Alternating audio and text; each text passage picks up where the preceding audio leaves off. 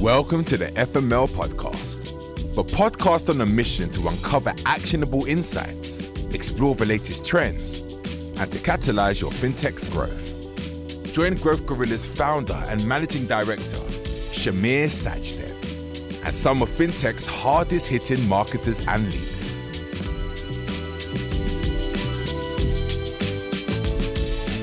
Welcome everyone to today's episode of the FML podcast. Today we're joined by our very own Ross Smith, Head of Performance Marketing here at Growth Gorilla. Ross, thanks for joining me today. No worries, absolute pleasure as always. Do you want to just share a little bit about yourself and your journey so far and what got you here to Growth Gorilla?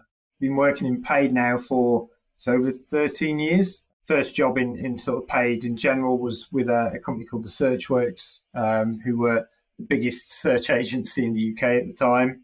They were based, so they had an office based in Telford. So I worked there for a couple of years. They were actually bought out by Trade Doubler whilst I worked there. And then Trade Doubler went to sell them on again, which was the point at which I left.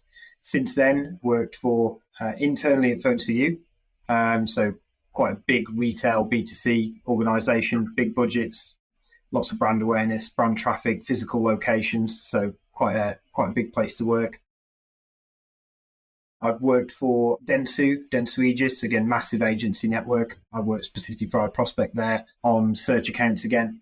And then whilst I was there, I guess I started to sort of broaden my horizons a little bit away from search. So my background up to that point was largely on the search side and wanted to take a few more channels in, I suppose, and build my knowledge there. So started managing what they called the digital support team, where we just worked across all clients basically for the agency. Internally. So then I started to work on, alongside my team, paid social, display, affiliate, and all of the others, and just helping all the teams out across every single channel, really. So that was really good. Then I went back in-house, worked for Genting. That was good from the point of view of it was a heavily restricted market, the iGaming space. So from a fintech perspective, that definitely geared me up towards the sort of restrictions we face now with a lot of clients, particularly, you think crypto and obviously anything regarding investing, the CFD space where it's sort of capital at risk and that sort of thing. Lots of heavy compliance. So that was kind of a good, I think, footing in that sense. I've also worked for Fanatical. So at Fanatical, I briefly was involved in managing the affiliate side of the business as well, which was really good. So again, like expanding my horizons, just adding an extra string to my bow really and getting a feel for how all the channels work together. So that was really good. Fanatical were global as well. So everywhere from the US to sort of South Korea. We were in a lot of different markets. So that was a good experience. So I think what I bring to the table with all of my experience is lots of B2B and B2C mixed together, loads of global experience from Dentsu and Fanatical, and loads of cross-channel knowledge, basically. That all sort of comes together, really. That's helped me, I think, hit the ground running here. You're Head of Performance Marketing over here. Do you want to just give sort of a quick overview as to kind of what your team structure, what your day-to-day looks like, and kind of how you're supporting and helping our clients? There's obviously 4 of us now on in the performance marketing team. So we've got myself, Nick, performance marketing manager. We've got Anka, senior exec, and then we've also got Shanice, who's our exec.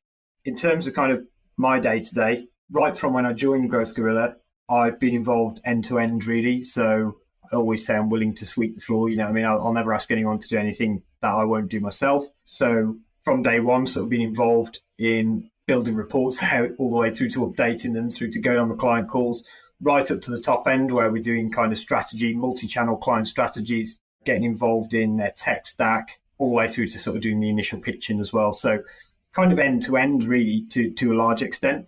As the team's kind of grown and we've grown as a business, obviously, I've maybe come away slightly from more of the day-to-day, but still very close to kind of what the guys do on a daily basis. Lots of kind of QAing and just making sure we kind of keep our standards high. And then from a client perspective, obviously just overseeing performance, making sure we're working to the strategies. So everything we've put in place, just making sure we're still working towards the right goals and everything's moving in the right direction. And just making sure as well that the team as a whole are sort of moving along in terms of their own sort of ability and working towards their own goals, really. Let's kind of jump into the kind of like the nuts and bolts of performance marketing and specifically for fintechs. One of the things, like you said, we're building out, in a lot of cases, multi-channel campaigns for client. Can you kind of talk us through the process of how you go about choosing the right performance marketing channels for a client? It's fairly structured in that we obviously do our workshop sessions with the client initially when we onboard them. They're pretty in depth from a point of view. We get an overview of kind of not only just what their product is, but who they want to target, what the features of the product are, who their competitors are. So that really helps condense everything from day one. And then we can kind of process all of that information and then build the strategy off the back of that.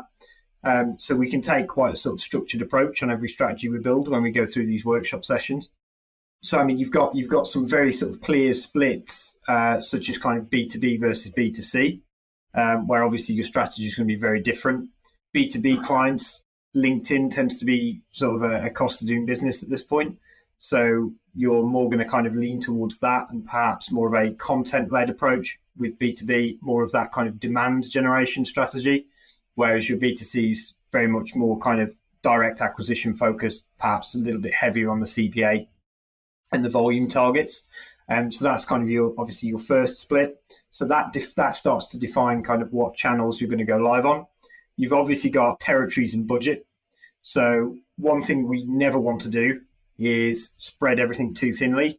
We've seen in the past clients spreading things too thinly, and you can never do a good enough job in any of the territories you're in at that point. So we have a look at what's available to us in terms of budget, and then what the targets are in terms of which markets we need to go out into, and then take sort of a structured approach to that. So do we need to pick off, let's say, 2 or 3 of the biggest markets, or 2 or 3 of the markets where they have the best brand reach at the moment? So we make a decision on that. Then it's about which sort of channels you go after specifically. So there's 2 ways of looking at it. Our way of looking at it was always the pyramid, the champagne pyramid, where you've got obviously your sort of pyramid of glasses, so to speak, and then your budget is the champagne you're pouring into the top. We've got a client who obviously used the onion analogy, which I think is quite good as well.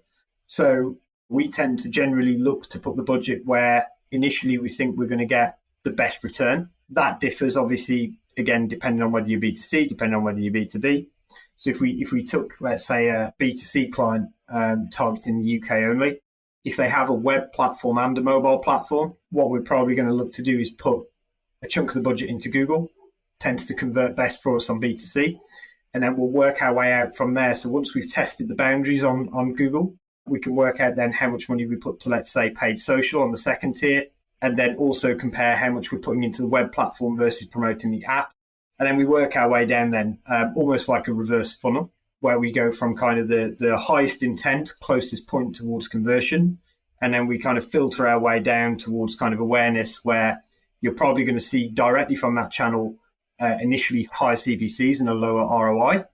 But over time, as you build that brand awareness, that obviously comes down, and then you start to look at your attribution, and it starts to have an impact on those channels at the bottom of the funnel like we started with. So it's really about sort of gaining the client's confidence, making sure we're hitting the targets initially by going after those kind of low CPA, high volume channels that convert really well, and then sort of building it out based on their budget and their ambitions in terms of what markets they want to go out to, really.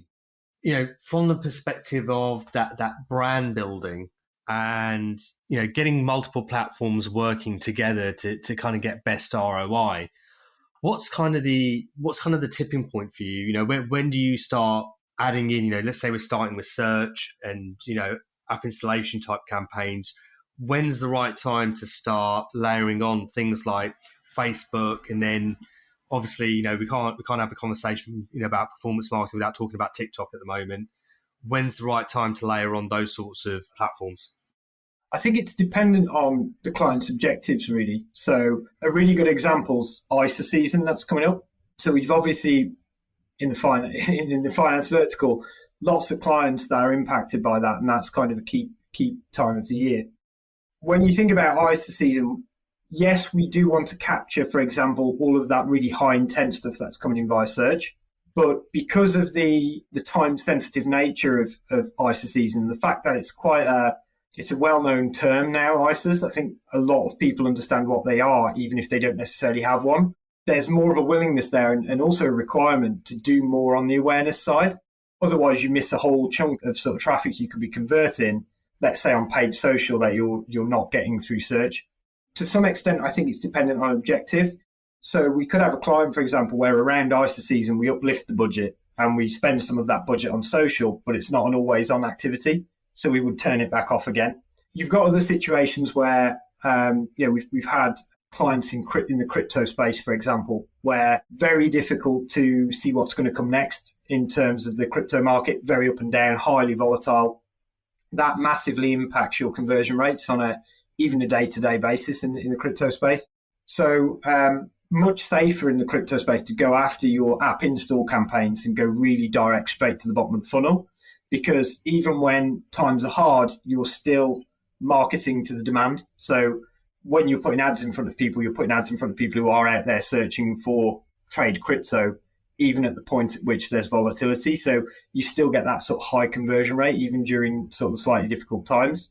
That's the kind of market where if you're running social, you could spend a lot of money and not get results. If Bitcoin price drops, nosedives, if you're out there spending 50K on paid social and that happens, a lot of that budget can sort of get burned. So you're more likely to kind of pull that budget back and put it back into sort of your search and your app install campaign. So to some extent, you do have to monitor it, and there's not kind of a one size fits all. But if we take a very sort of typical client, what we always try and do is find the reaches, where the limits are for our best performing channel. So you can always have an idea of what the best performing channel is going to be, but what you don't know is how much traffic out there is to go and get effectively. So we want to put a search campaign live and go, okay, we know your target. Let's put these campaigns live and see within your budget and target how far we can get. If we spend your budget and we're still within our CPA target, for example, we know there's more to go and acquire. So you would keep putting money into that channel. If you get to a point where you outstrip your CPA target, you start to climb out of your kind of really high intent, most relevant terms, you're starting to go a little bit broader, your CPA climbs, that's kind of the signal that, okay, we're starting to hit the limits here of what we can do. Then you've got to go out there and just acquire a little bit more brand awareness and get those conversion volumes up and start to do a little bit on kind of all of your other channels.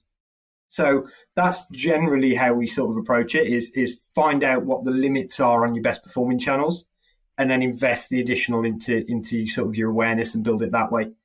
But there are areas where, for example, ISA season, you can't avoid but do the awareness piece, because there's volume out there to acquire that you can't necessarily acquire solely via search. Are there instances where search isn't a viable channel and you've kind of had to jump straight into the social channels to acquire clients? Because I think it'd be good to sort of see the other side of that coin and talk about the other side of that. Yeah, absolutely. So we've got clients that are app only. Is a great example. I mean, you can run app installs on Google Ads, but if you have a non-transactional site that's purely based on sending people back through to download the app, search just doesn't convert as well. You have to send them to a page with a QR code on if they're on desktop, for example. And it's a very disjointed way of, we've done it in the past and we've tried it, but it is a disjointed way of kind of gaining downloads. So yes, search definitely isn't suitable for every single client. So when we're kind of building non-search strategies, let's call them, it's about audience targeting capability to some extent. So going back to the B2B versus the B2C, we know for a fact, for example, that LinkedIn is always going to be the best in terms of targeting people via B2B. Facebook's targeting on the B2B side is much more restricted. We used to be able to target a lot more brands directly. So you'd be able to, let's say, create an audience where all of the interests to your competitors' brands. That's been restricted quite heavily now, so that you're a lot more limited as to what you can do on that side. So if you're B2B, LinkedIn is where you would generally put your money to start with.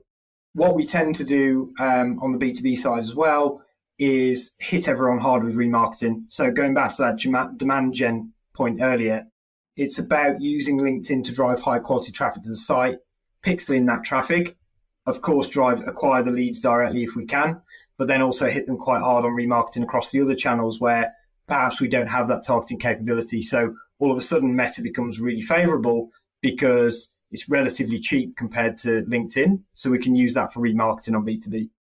We do have to kind of We still look at the channel mix in depth from a let's say paid social perspective for the non-search clients, but there's still a hierarchy there in terms of which one is going to convert the best or which one's going to deliver the highest quality traffic. Going back to the B2C side, for example, Facebook, this is where that one sort of comes into its own. Facebook, we call it Meta now. Instagram, Facebook comes into its own at that point. We can use things like sort of lookalike targeting, building lookalike audiences. The audiences can be quite powerful in terms of, say, we want to target high net worth. There's a specific audience within Meta for high net worth, so it's really good for that. You've got all of your kind of demographic segmentation on there you can do. So that tends to be the sort of first choice go-to channel, and we test that one first. Then we would, rather than going to LinkedIn, obviously go to like your TikTok and your Twitter, etc., and work your way down that way. Twitter's a good example in terms of ones we leave until last with the social strategies. So with Twitter, we tend to find the conversion rates are really quite low. It's a good awareness channel, particularly if you're an investment app, if you're a trading platform, loads of really relevant people on that platform and quite easy ways of targeting them. You can create follower lookalike campaigns, people following your competitors, things like that. So it's a good channel from that perspective, but you're just not going to get direct conversions from it. So if a client comes to us and says, my CPA target's £50 and we want to hit X number of leads per month, we're not going to throw Twitter in from day one. We're probably going to advise that they try Facebook and let's test the limits of Facebook first, possibly do some TikTok depending on the demographics of their audience, and then move on to Twitter. So there is still that hierarchy of kind of which channel is going to perform best, really. Let's talk about TikTok a little bit.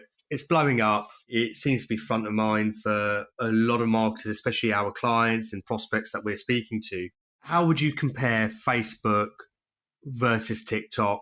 You know, if you had budget to place in one or the other, where would you go? And, you know, what would be your kind of reasonings behind that?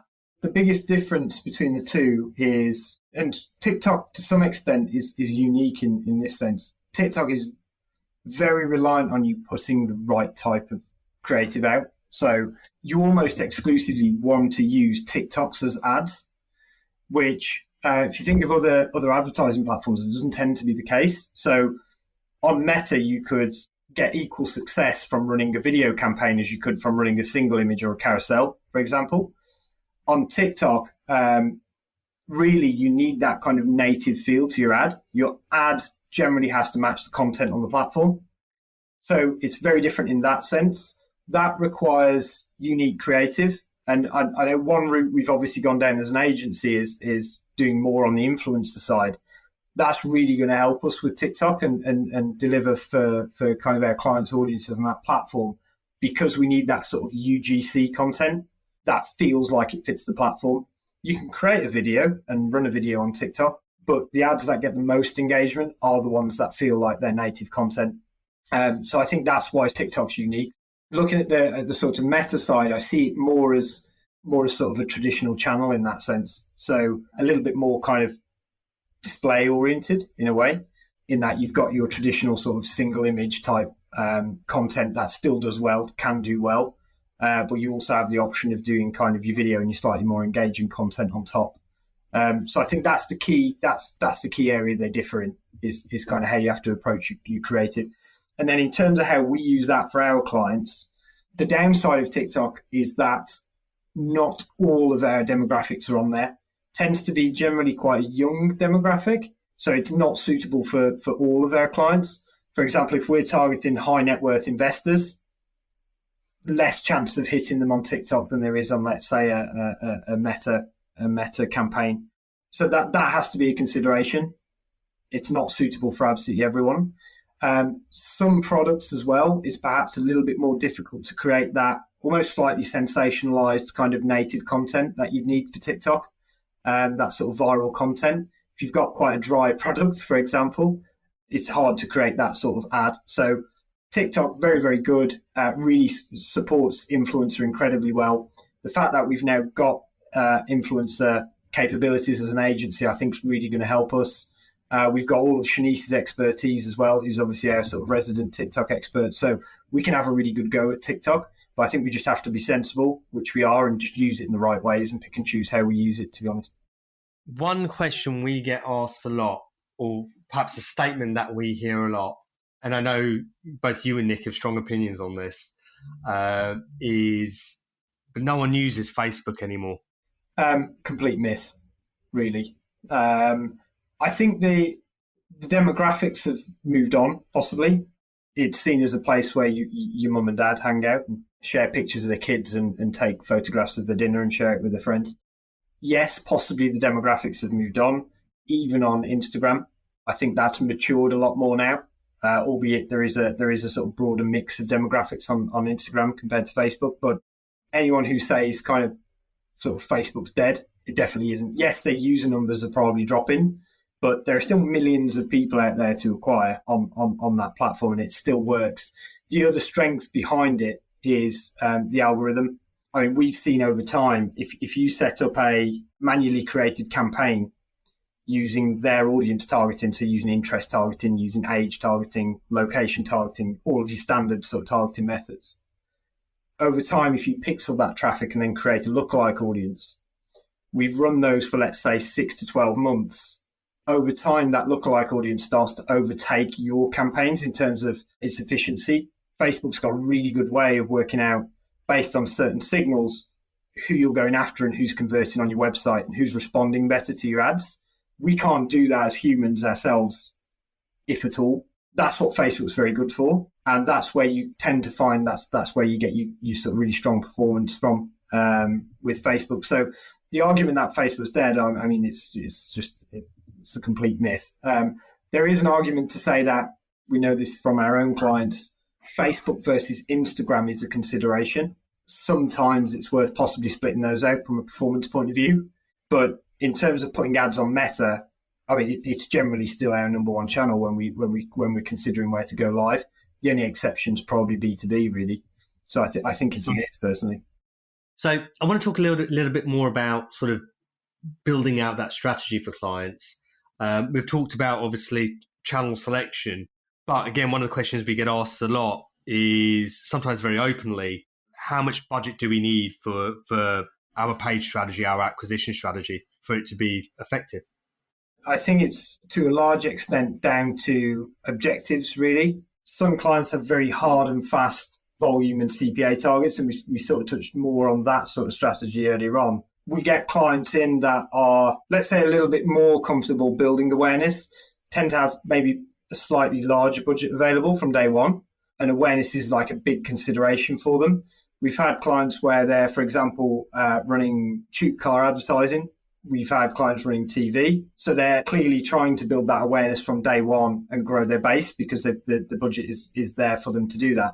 Where we get those clients, we obviously have to just be a little bit more holistic in terms of where we put the budget, rather than just literally taking our pyramid, starting from the top and putting all the budget into one channel. If we need to go live with all at the same time from day one, I think we have to consider how the channels sort of work with each other and where they are in that pyramid. So remarketing, again, I mentioned it earlier, but if we go back to the remarketing point of view, a big thing with remarketing is how it makes your brand feel ubiquitous. So you want to basically give the impression that your brand is everywhere and you're advertising really, really heavily. I know anecdotally, we had a client once, if you remember, is actually a B2B client.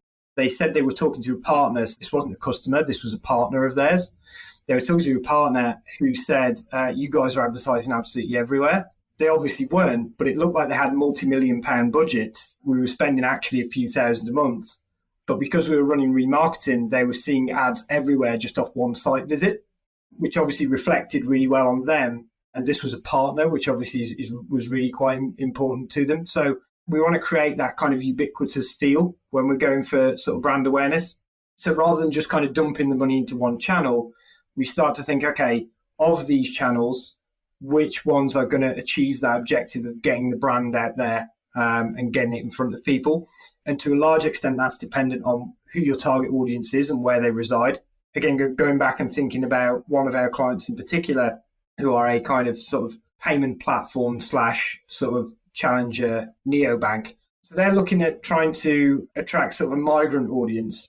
A really good channel for doing that is Facebook. So within Facebook, you can specifically target people who are expats of other countries or have lived in other countries for a particular period of time. Perfect targeting for them. We can take a look at all of the currencies that are on their platform that can be transferred, target those countries based on the fact that they've lived in those countries but now reside in the UK, and basically serve ads to really well-targeted audience, but also, for want of a better word, hammer them from an awareness perspective, really low CPMs from Meta. So that gives us the opportunity to reach really high frequencies, even with quite big audiences at relatively low cost compared to something like, LinkedIn on the B2C side. So then we go, okay, we know we've got this prospecting channel that we can use that has a low CPM and really good targeting. Where do we go from there? We can start pixeling that traffic because we know the targeting is really strong. Maybe we can build some lookalike audiences on Twitter off the back of that. So then we throw Twitter into the mix. So all of a sudden we've got kind of, all right, let's put 30% behind Meta, put 20% behind TikTok. Let's take another 20% and put that behind remarketing to help support that brand building. We can do that multi-channel, so we can go GDN, Meta, Twitter, cover everyone across all of the different networks. And we start to build out the strategy that way. So start with where you can find your audience, but then move out into channels where we can either build a lookalike audience or we can go after them via retargeting, basically, and then do it that way. So even when we have a very broad objective or strategy of build brand awareness, there are still ways we can do that and the ways we can structure the channel mix accordingly. So we've talked a lot about setting up of campaigns, strategy development, picking out the channels, etc. I want to talk a little bit more about once campaigns have launched, kind of have a focus on testing. I suppose my first question really is, when's the right time to start testing ads, messaging, channels from your perspective? We tend to test from day one, really. Going back to the point earlier around not necessarily knowing exactly which channel is going to work for you, that's a test in itself. There's always an element of discovery and a journey of discovery we go on purely from a really high top level. But in terms of kind of specific testing, again, we wouldn't put a campaign live with only one set of creative in there if we can help it. We want different variations of banners, different variations of text for social platforms. We want lots of responsive ads. So we limit of 3. We want 3 responsive ads in each ad group on your search campaigns. So from day one, to be honest, to some extent, not only from the highest level in terms of which channel is the best channel, but also in terms of which creative is the best creative, which audiences are the best audiences to go out to, where are we getting the best response on those audiences? For each audience, which banners work best, which messaging is working best. Perhaps we've got 2 or 3 different offers we can put in front of people, which offer is working best. So in terms of testing, it sort of starts from day one and involves several different levels, everything from channel all the way down through to kind of what CTA you're using on the banner on Facebook, for example. So in terms of how we approach that, we have to be a little bit structured. You can't obviously run multiple tests all in one go. What you'll often find is you're sort of testing without knowing it to some degree. So we'll put in place a structure and a situation that enables us to get results on particular tests, such as we'll A/B test 2 different banners with 2 lots of creative in. We'll run an A/B test on that and work out which is the best one to run with. But then we might want to do a landing page test. So what we want to do is not allow one test to impact the others. Rather than running them in parallel, we run them kind of in a structured approach, one after the other. But in the background, whilst we're running those tests, as I say, we're still running tests on which audience is performing best, which channel is performing best. So they all kind of roll up into kind of concurrent tests effectively, but at different levels. The smaller tests, so let's take landing pages, for example. This is something we've obviously been honing over a period of time, and I think we're pretty good at it now. We tend to come up with a list of everything we think is possible to test on a landing page, and we've sort of got that already sat there waiting to go. We can then pick and choose things to test from that list that we think are going to have the highest impact initially. Then we'll choose a channel to run that test on. So search is quite a good one to run landing page tests on because you can run an A/B test directly from the search campaigns themselves. It will split the traffic evenly and across the right times of day, so you don't kind of get that sort of horrible split where you don't understand why one side of the test is performing way better than the other despite there being similarities. So it's going to look at kind of who's searching for your ad. It's not going to serve both sides of the test to one person, that sort of thing. So very good platform to test on in terms of landing pages. So we would isolate kind of that channel to test that on. work out how much traffic we're driving and how long we run that test for, acquire the results for that test, and then kind of move on to our next stage based on our priority list of kind of what to test. So doing it in very, very structured approach, basically, having a roadmap as to what we're going to test, collating those results, logging those results, and then doubling down. So then we go after, and then you start to get that cumulative impact of going, right, okay, we've gained 2% conversion rate by changing the CTA on the landing page. Let's now try the H1. That gains an incremental increase of 0.1% conversion rate. Fantastic. 2 weeks later, we move on to the next test. Let's try, rather than sending them from our performance page through to this page, let's try a different one. We gain an extra 2% on that. Cumulatively across the year, as we work through that plan, that's a huge impact on your end conversion rate. So in summary, I think it basically depends on what we're testing. A lot of tests are occurring naturally at the highest level anyway, in terms of which channels are performing best.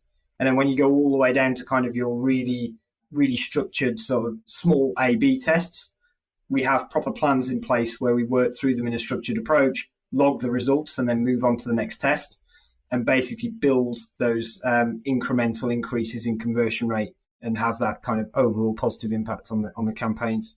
And then I think another area that almost to a degree is a nice stepping stone from tracking is the reporting, and then sort of underneath that, really, the analytics piece. I kind of want to go back to almost to the beginning slightly, where we're, in the context of dealing specifically with fintech clients, a lot of them will have, a mobile app, a web app of some sort, a website as well. What are the hazards that fintechs can potentially face when they've got multiple platforms? And, how has the performance team helped sort of overcome that? So when we have multiple different platforms, I think we have to think about it in terms of, firstly, which platform is the key platform. We have clients, for example, who use their app more from a monitoring, ongoing kind of management platform for the end user, rather than an acquisition tool. And that tends to be clients where they have a slightly more complex product that's difficult to explain from an app install ad.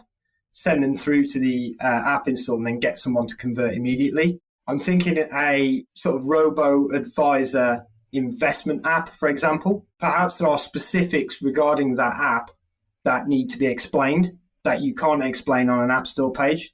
There's perhaps a lot of depth to your product that you can't get across. If that's the case, what we tend to do is use the web platform as the attribution tool, because we can use the web platform as the acquisition tool, because we can explain the product clearly on the website and in depth, and then get them to convert through the web platform. It also often gains a little bit more trust, because I think people still see websites, because they're traditional, as sort of being more of a safe haven than putting your details straight into an app.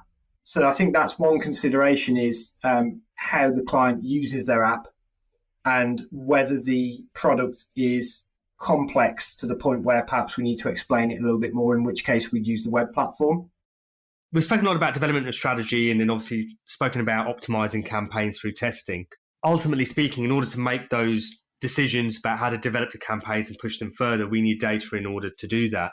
For the regular listeners of the FML podcast, there's been a consistent trend between the best performing brands and their dedication towards having a really strong reporting system and analytics system in place. What I kind of want to do is jump into talking about what we do with the data. I kind of want to just talk about that MarTech stack in order to help fintechs to be able to capture that data. And Ross, could you kind of walk us through what an MVP or baseline tracking setup, an analytics setup looks like for the majority of our clients? We've probably got two distinct sort of sides of that. You've got web and app.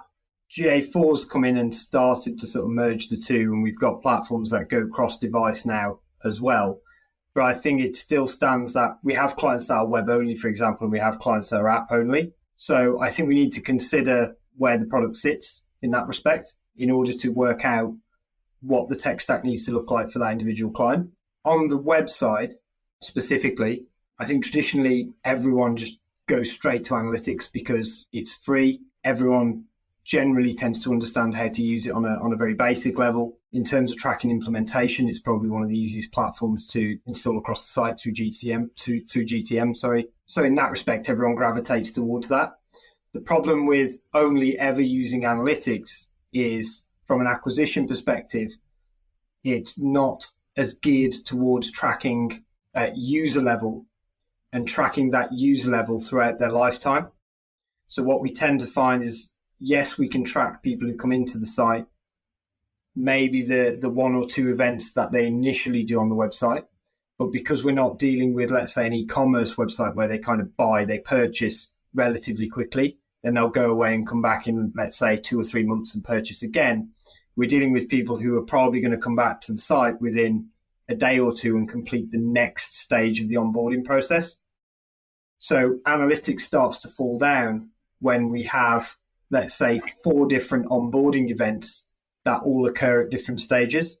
So you might get someone visit the website, then they submit their email address, but then there's an email verification. Let's say they're on the tube and they're on their way home. They think, you know what, I'll verify it later.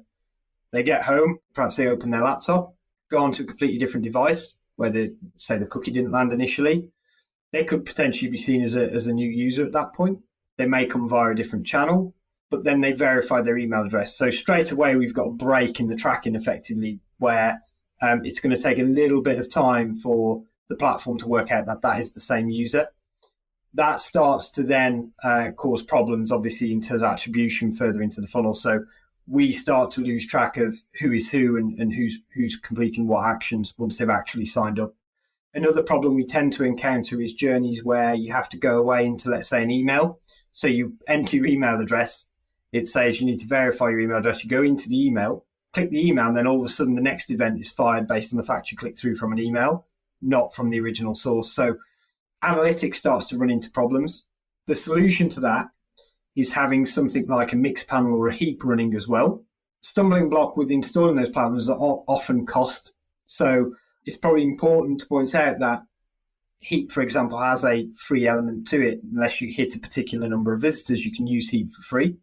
So if you're relatively low traffic volume, I suggest sort of implementing that and just witnessing for yourself firsthand what value you can get out of having that alongside analytics.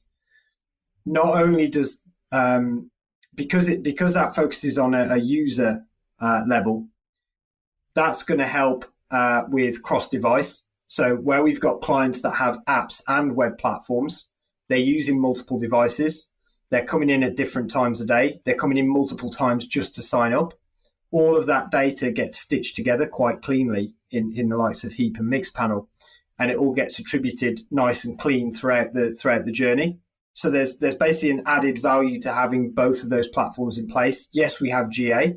We can patch that GA conversion data at the point of acquisition into Google Ads, for example, and then optimize the accounts to it. But then when we start to look at kind of LTV and long-term user attribution, that falls down. So then we have to go to platforms like Heap and Mixpanel. So generally what we try and advise people to do is, yes, have your free kind of GA in the background, and it does do a good job to a certain extent, but it has its limitations. So then we want to start looking at kind of getting our what we tend to call the single view of the truth in place, which is more your kind of third-party attribution tools that are a little bit more advanced.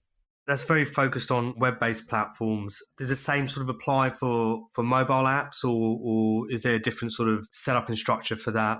So on the mobile side, we normally encourage our clients to take one of either AppsFlyer, Adjust, or Branch. The vast majority of the time, clients end up choosing AppsFlyer, rightly or wrongly. I think, if I'm honest, there is room for someone else to come in and do the job better than all three of them because they all have their own weaknesses. AppsFlyer reporting, if you want to report anywhere other than within AppsFlyer, is quite difficult. Adjust is much better for reporting, but the interface itself is almost 100% geared towards reporting, and it's hard to find anything else on the platform. And then Branch is just quite busy, full stop. And we have had issues with Branch tracking in the past as well. So they all kind of do one or two things well and one or two things badly. So I think someone could come in and kind of produce an app tracking platform that does everything really, really well and sort of take that by storm. But in terms of our clients, so we will generally insist that they take something like that.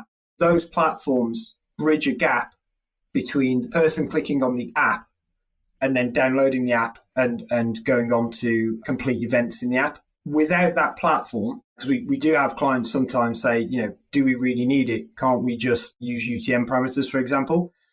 We can't really do that because of the fact that they go through to effectively a third-party site in the App Store. So if you put UTMs in a URL, once they hit the App Store, the UTMs get stripped, and then you can't see the events they complete within the app easily.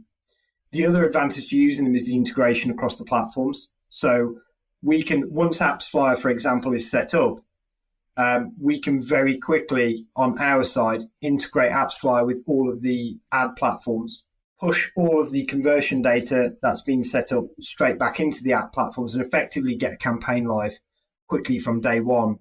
Going from, we have AppsFlyer SDK in the app, and we've got some events set up, we can probably turn that around within 3 or 4 hours and have AppsFlyer linked to every single marketing platform there is out there, have all of the conversion events mapped, pushing through to those channels and optimizing to conversion events within the app the same day.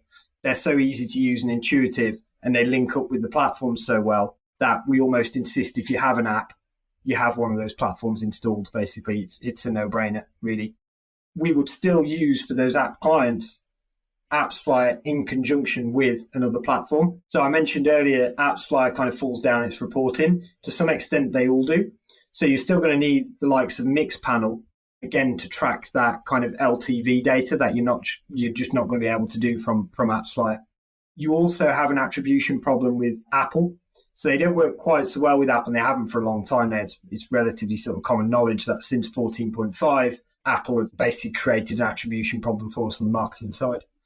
So you need kind of a backup almost to double check that anything you're doing on Apple is actually working well. And a Mixpanel or a Heap is ideal for that. And you can kind of sense check and just make sure your Apple campaigns are working, despite the fact that perhaps AppsFlyer isn't picking up those events itself. So there are multiple reasons to kind of have both levels of that covered. Yes, you would have your app attribution platform, but you also need your single view of the truth in the background as well. So that element is true, regardless of whether you're web only, app only, or both. It still pays to have that kind of Heap, Mixpanel, whatever it might be, platform running in the background. I think it's, again, going back to my point, it's no coincidence that the brands that have performed really, really well have a really good handle on their data. And I think that's underpinned by having a really strong MarTech stack in place. And obviously, like you said, it's something that we really emphasize. So I kind of want to talk about what do we do with that data and having, visibility of that and without sort of kind of going into a detailed analysis of your spreadsheet skills. What I'd quite like to sort of surface is, can you provide a couple of examples of the benefits of having that visibility into, that sign up journey, having visibility over, lifetime value, for example, how has that benefited a client that we've been working with? Of course. So really good example. One of our clients are an alternative to traditional mortgages. Because of the nature of their product, the conversion we care most about, which is effectively putting an offer down on a property, occurs long after the initial sign up. We're talking months. Not necessarily a regular product in that sense and relatively unique, but this setup basically allows them to see exactly when the person hit the website first. So you can see the date first seen, basically, which channel they came in on, which channel they then came in on every subsequent visit, all of the touch points, for example, that their sales and operations teams have with that person.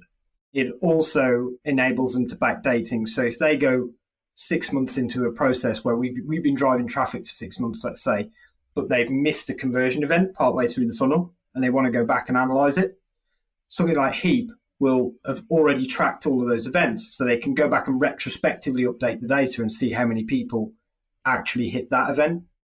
So when you've got very long sort of click to conversion times, that's certainly one area where having the likes of Heap and Mixpanel in place really help.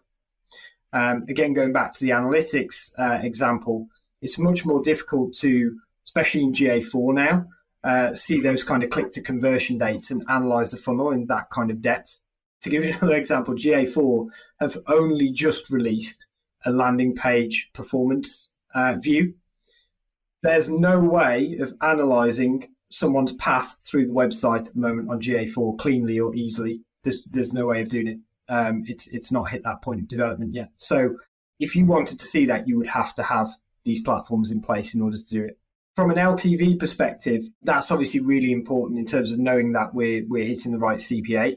When we set out and work to an initial CPA, we often find that perhaps there's additional value in there we didn't originally consider.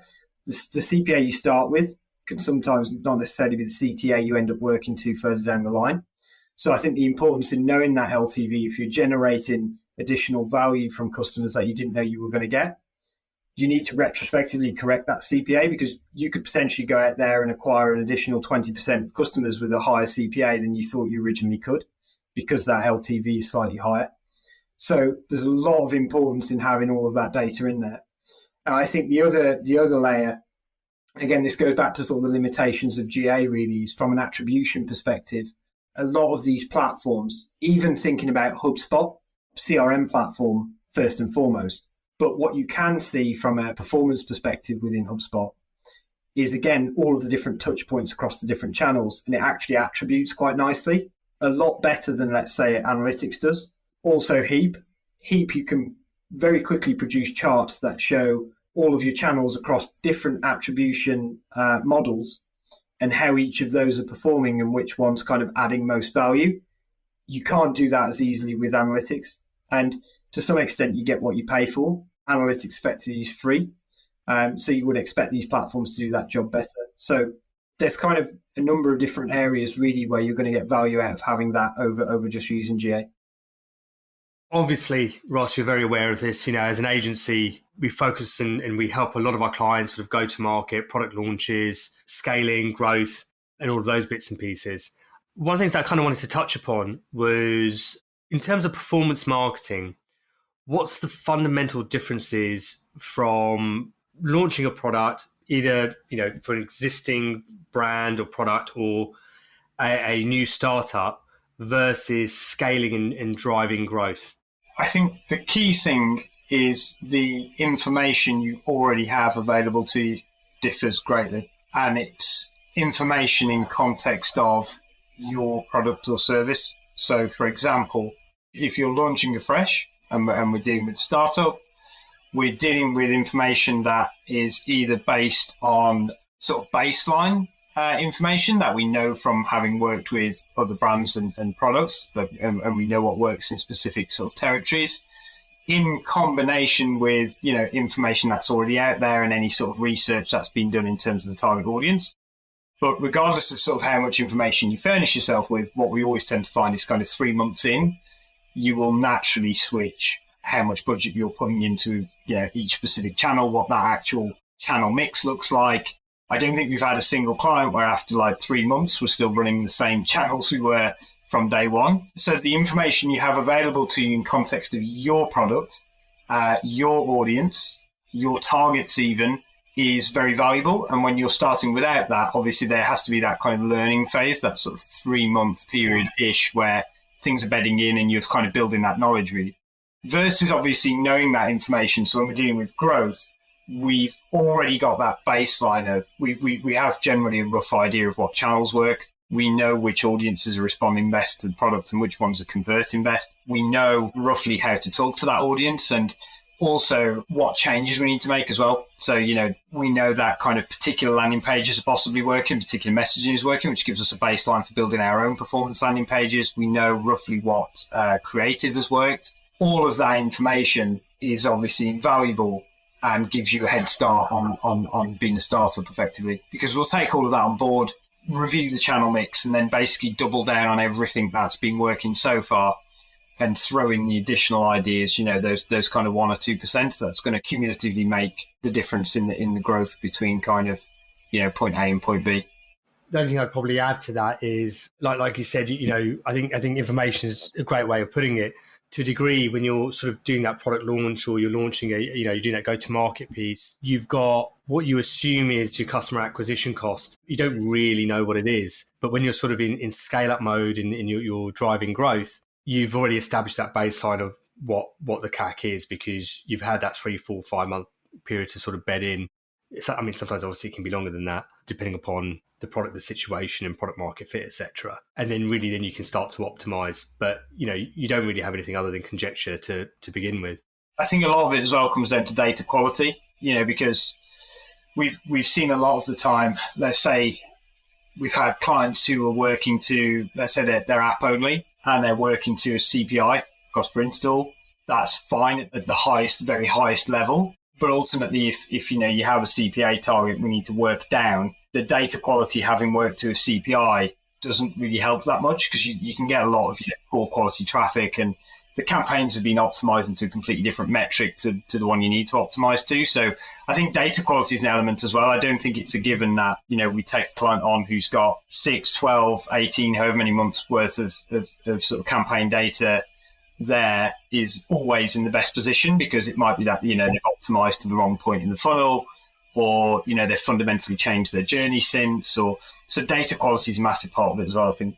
That's a really good point around changing the customer journey. I think, again, we say 3 months, that's kind of like in an ideal world, but we're also making the assumption as well that, you go to market and your app is 100% perfect and you've got the journey nailed down and it's running smoothly. And that does happen from time to time. But there are cases, obviously, when there are blockages in the sign-up journey and therefore the funnel that the product team needs to then work on. And so, you end up sort of treading water for a bit. That gets fixed and then you have another go at it and then you kind of move to the next point. But, I kind of always say that I don't think that go-to-market and growth are, it's not binary. You're not one or the other. It's more of a sliding scale. And it's a journey, really, where you start off with going to market, launching, and then eventually you optimize, you improve, you remove the friction points, and then suddenly you hit a point where actually you've got the journey now, the customer journey nailed down, the sign-up journey smooth. You've got that, the stars align, you have the right channels that you've chosen, the creative's on point, all of those things kind of converge. And then obviously that impacts your customer acquisition cost. And then you end up in sort of like growth mode where you can then start doubling down and start getting really creative. And really, you can just start pouring money into the top of the funnel and you can kind of predict what's coming out at the bottom. And then that kind of goes back to your point on having quality data, really. One of the other things that we do a lot over here is launching established brands and scale-ups into new territories. So I think kind of what we've spoken about, we're kind of assuming to a certain extent that's just, in one territory. But obviously once you take that brand and or that proposition and you pick it up and you start trying to launch it into, across Europe or Latin America or wherever, that does end up being a bit of a ball game. Kind of similar question, but how does performance marketing, I suppose, change? What are the things that fintechs need to be aware of when launching into new territory, from a performance marketing perspective? It probably feels fairly obvious, and most people, running fintech businesses will already be aware of sort of regulatory restraint, but regulatory restraint specifically in a marketing platform sense, because every single platform handles it differently. Crypto is a very good example. For example, if you're registered and verified with Google in the US and Japan, you can actually have a much easier time advertising to regions outside of those two regions, even though you're not necessarily verified. Whereas if you're a European crypto business, for example, there's still no real direct path for verification. So it becomes more difficult in that sense to sort of roll your campaigns out across other territories. So knowing sort of the regulation from a marketing perspective is important, not just from a kind of industry perspective. That has a massive bearing on where you can go live, what channels you can use, what performance is going to be like, et cetera, et cetera. I mean, if you're an app-only business in the crypto space, you can maybe get approved by, let's say, Twitter or a Reddit and go live there easier than you can on Google. But are you necessarily going to see the kind of results that app install campaign is going to drive for you on Google Ads? Probably not. So it's knowing those differences that kind of ultimately can have a bearing massively on what your performance is like in the first sort of few months. So that's a key one.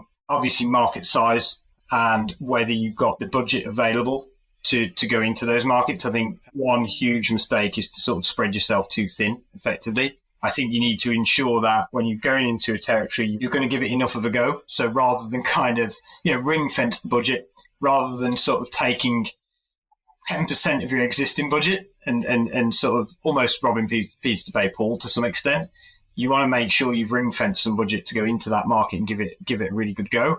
And I think that can sometimes be a bit of a mistake people make, where they just try and cover off too many markets in one go. I think it's fine if you've got a very niche product and your audience is very evenly spread, then I think it's reasonable to do that. But certainly if you have a fairly large target audience in comparison to budget, I think you just need to make sure you've ring fenced that budget and you're going to give it a proper go.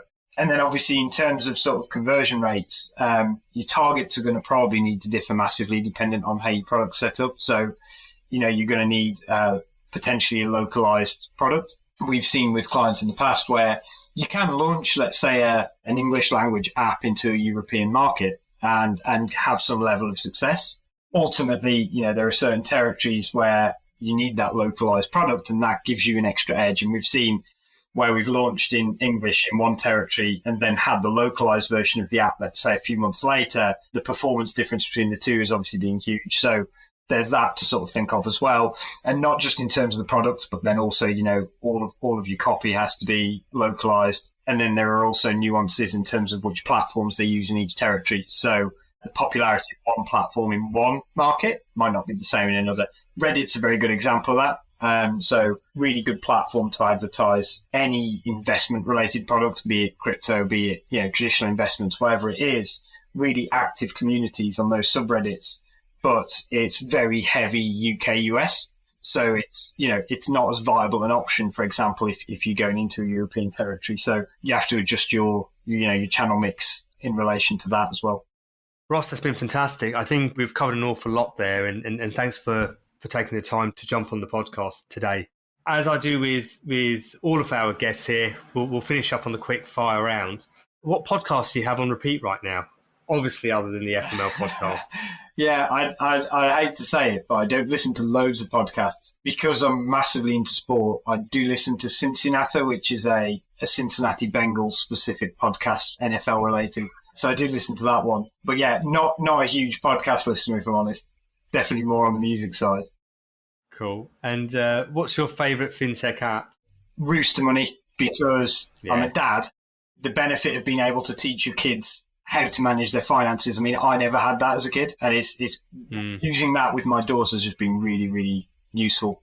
She gets it now. She can access all of her own money on a tablet. She's got a card. She knows how to go into shops and use a card. I mean, I was probably more like 10 before I was given sort of 50p to go down the shop and buy some Premier League stickers.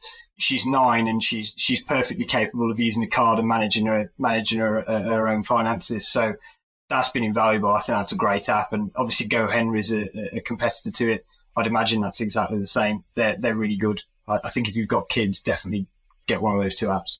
What book are you reading at the moment, or any books that you'd recommend to our audience? I tend to read a lot of either sport non-fiction or Lee Child, basically, is what I'm reading a Lee Child book at the minute, Make Me, just because I like to read about big guys who punch people in the face. But in terms of sort of non-fiction, I'm very heavy on the sort of sports side. I read a lot of autobiographies and stuff.